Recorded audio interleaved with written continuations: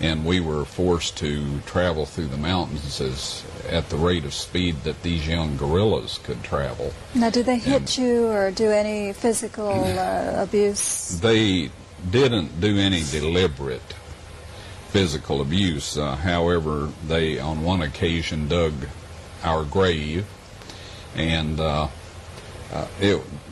was a lot of psychological pressure on us. And I had an experience there. The Turkish military surrounded the position of these terrorists one night, and the next morning they challenged these people and told them to let us go and to drop their weapons and surrender. And the leader of the terrorist group said, if you don't go away, we're going to kill the tourists now. And they lined up in front of us, and they were going to kill us if there had been one shot fired down below. And I was, I figured that was it. One of the terrorists that was standing in front of me had tears running down his face, and he was a tough kid. So I thought, if he was that convinced, that probably there wasn't that much time left. So I said a little prayer, as Christians always should do, and just say, Lord, whatever you want that'll have a better effect on your work and stuff is fine by me. And, I said, but if it's your will, I'd like to survive this experience.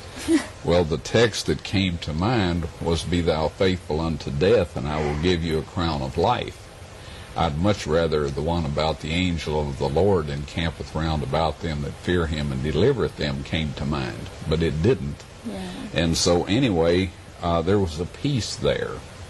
Okay. God says he'll take care of your children, and he'll do all of this. And so, anyway, these people simply wanted attention. And what they were planning to do was take us down to northern Iraq and kill us one at a time. When the publicity died down from one death, then they would kill another one and get more publicity and then kill another one. And the State Department had written us off. We have copies of the interdepartmental communications, and they had written us off. They had word from their sources that we were not going to be released, we were not going to survive.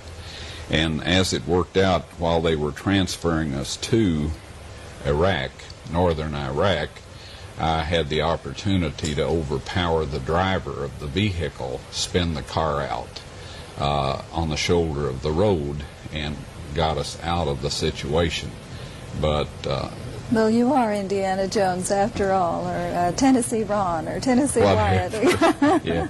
Anyway, there comes a time when if you don't do something, the end is obvious. And I'm not one to sit idly by and let nasty things happen, to myself or to other people. No. And so this is what it was all about. They were seeking publicity, and they got a great deal. As you said, it was all over, the newspapers and TV and everything.